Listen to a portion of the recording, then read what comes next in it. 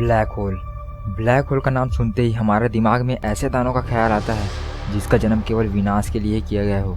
अगर black hole को साक्षात यमराज का नाम दिया जाए तो ये भी कोई गलत नहीं होगा, क्योंकि जो यमराज के पास गया समझो उसका दोबारा लौटना मुश्किल ही नहीं नामुमकिन भी है। ब्लैक होल एक ऐसा दानव है जिसका गुरुत्वाकर्षण बल इतना ज़्यादा होता है कि अपने सामने आने वाले सभी चीज़ों को अपने अंदर खींच लेता है, चाहे वह छोटा सा एस्ट्रॉयड हो या फिर बृहस्पति से भी बड़ा प्लेनेट। यहाँ तक कि लाइट को भी रोकने का दम रखता है, जिसकी स्पीड लगभग 3 लाख किलोमीटर प्रति सेकंड होता है। लेकिन आज कुछ इंसानों ने ब्लैक होल को करीब से देखने के लिए उसे बनाने तक का निर्णय किया।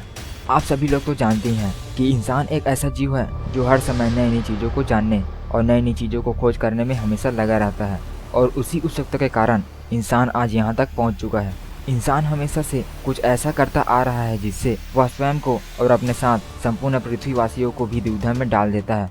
क्या इस बार भी ऐसा होने वाला है? क्या मनुष्य द्वारा बनाया गया ब्लैक होल एक दिन हमारे पृथ्वी समेत हमारे संपूर्ण ब्रह्मांड को निगल जाएगा? ऐसे कई डराने वाले सवाल हमारे मन में उठते हैं। तो आइए जानते हैं असली मामला क्या है।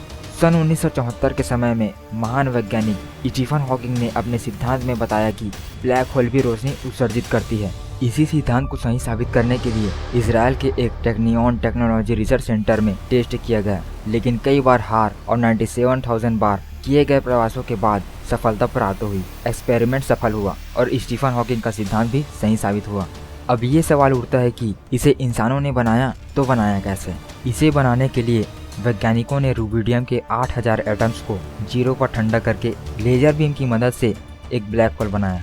उन्होंने बोस-आइंस्टाइन कंडेंस तैयार किया और एक दूसरी लेजर बीम की मदद से गैस के एटम्स को पानी की तरह कुछ ऐसा बहाया जैसे ब्लैक होल के इवेंट होराइजन में होता है। यहाँ गैस का आधा हिस्सा आवाज़ की गति से तेज था और दूसरा आवाज़ की गति से धीमा। लो, अब बन गया आपका ब्लैक होल। तो क्या ये लैब में बना हुआ ब्लैक होल हमारे और हमारे पृथ्वी के लिए घातक साबित हो सकता है? तो सुनो, बिल्कुल भी नहीं, क्योंकि जो अंतरिक्ष का ब्लैक होल होता है वो एक स्टार से बनता है, जबकि लैब में बना हुआ ब्लैक होल पृथ्वी में मौजूद कुछ एटम्स की मदद से बनाया गया है।